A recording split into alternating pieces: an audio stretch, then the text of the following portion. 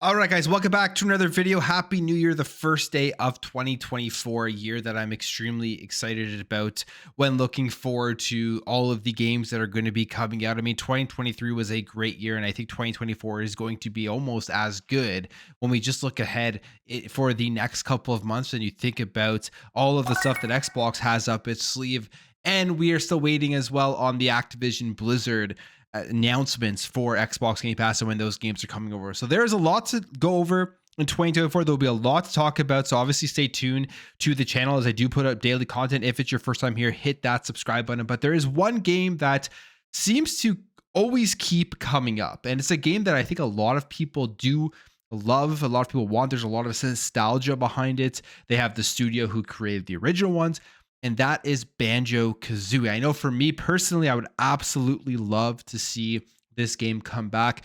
I'm one of those people who loved 3D platformers back in the day when you think about the Banjo-Kazooies, Mario 64s, then you had the Ratchet and Clanks, the Jack and Daxter games, the Sly Cooper games. Like there are so many great 3D platformers, Spyro the Dragon, and Banjo-Kazooie is one of those great ones. And I would love to see this come into Xbox Game Pass as another genre that Xbox can put out there for the diversity of the style of games that they do have. And it looks like it could actually be happening. There's been in the rumors a bunch. A lot of people say it won't happen, and other people are saying that it will happen.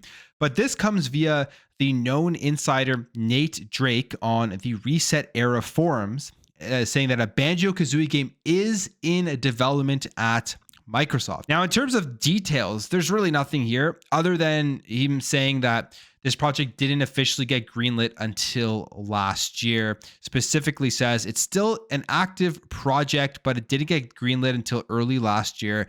There is a lot to do and development can change a lot, abandoned ideas, internal reboots, etc. And Phil Spencer previously said, Banjo fans, we hear you. So very interesting. I mean, this again, there's nothing behind this rumor. This is just Nate Drake writing this on a forum.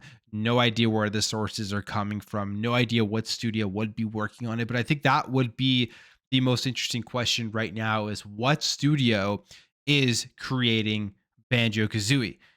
Toys for Bob seems like it would be the absolute perfect studio to be creating this game, but they were a part of the Activision Blizzard acquisition, and we know that didn't close until October.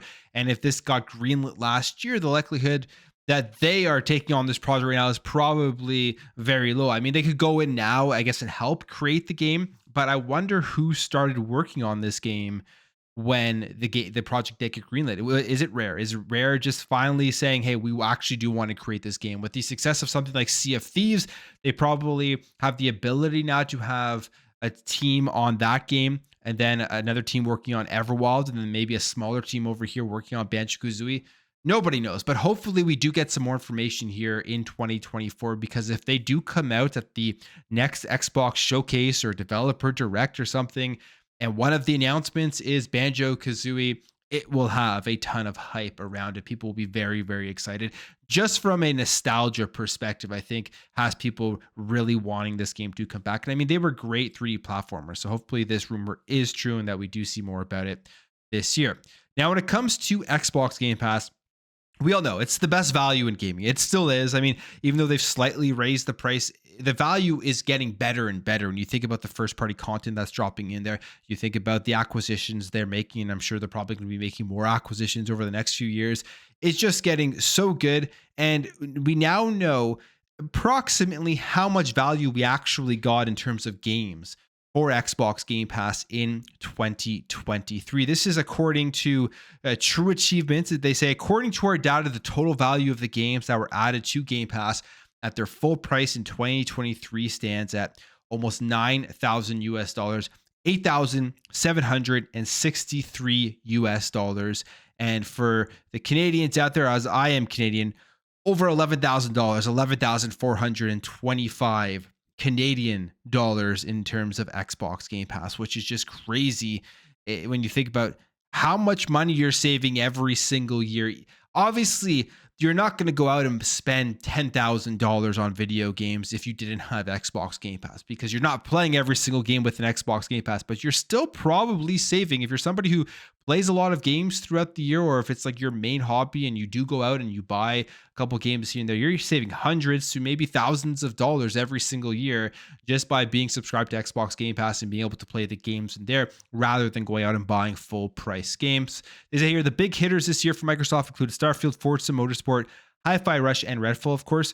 Alongside them, we had some massive third-party games joining the service, like a Dragon Gaiden, The Man Who Erased His Name, Atomic Heart, Dead Space, Remnant 2, all big hitters that obviously people were very excited to see within the service itself. And then there's obviously games like Cocoon that were in there, and there's just so many other great games. Now we look forward here to 2024, and we'll see what that value is at the end of the year and just what other games come to the service. I mean, we know Xbox is dropping first party games. We always get those surprises though throughout the year from the third party perspective. What deals do they have up their sleeves of day and date games, of major third party games? I can't wait to see what Xbox is able to achieve in 2024 with those lines.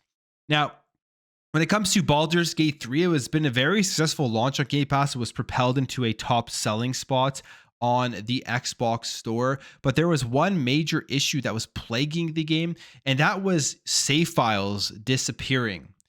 People were playing through it, and then their save file would be gone. They would have to restart the game. This is happening on the Xbox platform.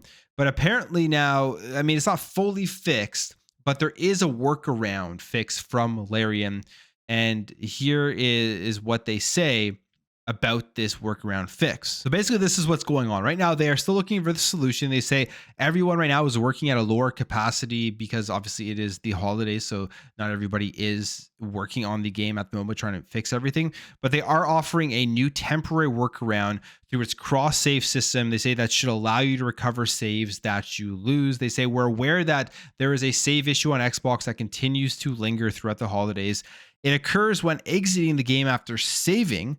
The game thinks that the save was successful, but due to a firmware issue, the save file is not fully committed to the disk yet.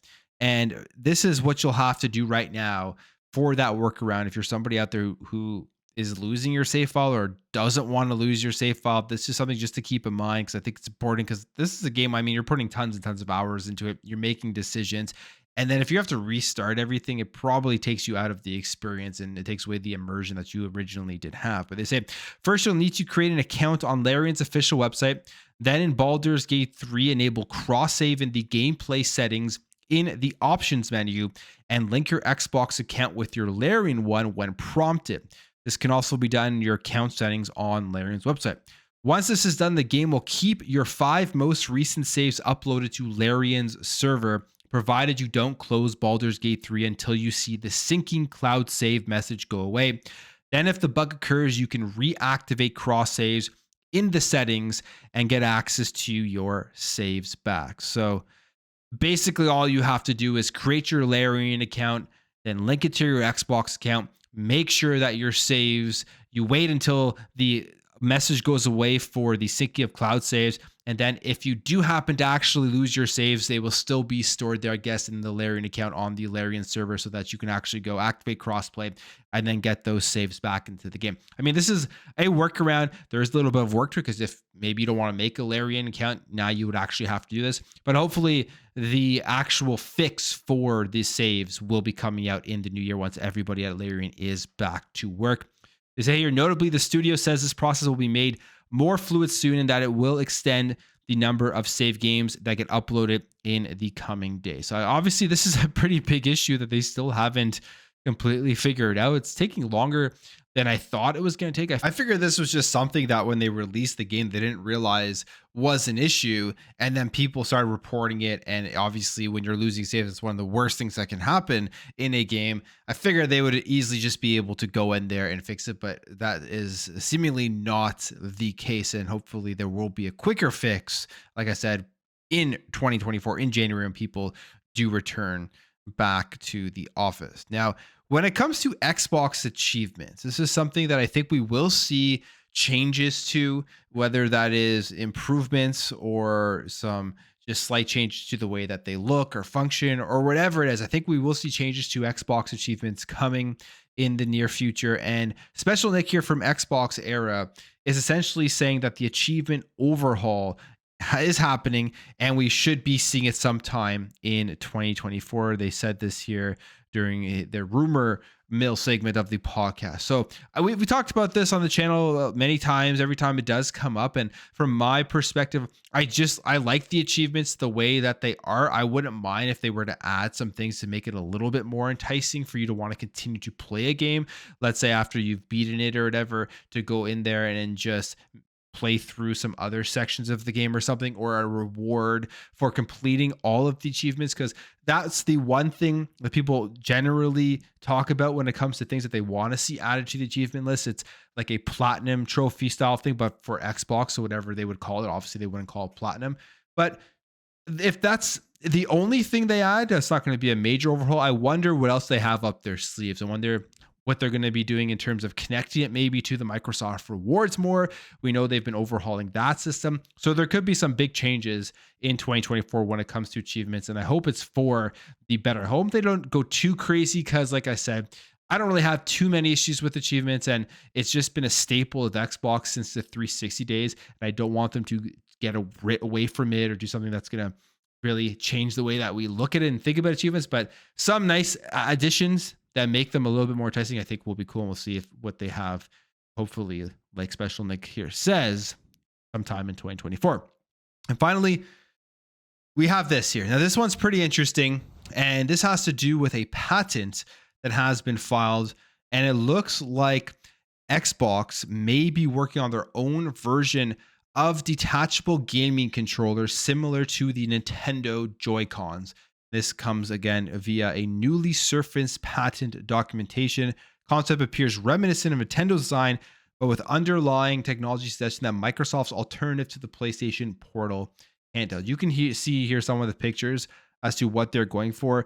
Just like Joy-Con looking devices that you're going to actually be able to connect to a screen on either side. They even have it here with like those folding phones that you're going to be able to connect. They look very small. They look like they're going to be able to just latch on to any device, and I'm assuming work via Bluetooth or whatever. And I mean, this makes a ton of sense. We've seen these types of controllers already with the like Razer Kishi and stuff, that these third-party companies that have designed with Xbox so that you can use these controllers for Xbox cloud gaming or remote play or whatever. So Xbox going out there and making their own Xbox branded Joy-Cons that you can just purchase and then attach to anything is exactly in line with their strategy. It's exactly in line with them wanting you to be able to play on no matter what device you have. If they can provide you with a set of controllers that will connect to iPads, to Android phones, to Apple phones, to any weird device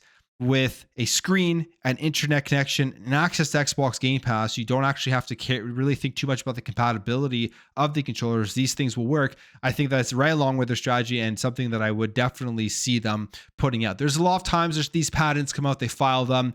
It's just to have them, but they don't actually come to fruition. They don't actually put out the products. But something like this, I definitely could see Microsoft doing just to, again, expand out their reach and give people more options on how they can get into and play these Xbox games.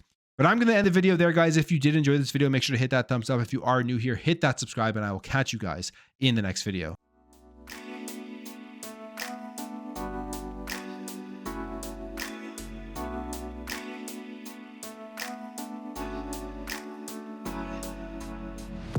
Bye.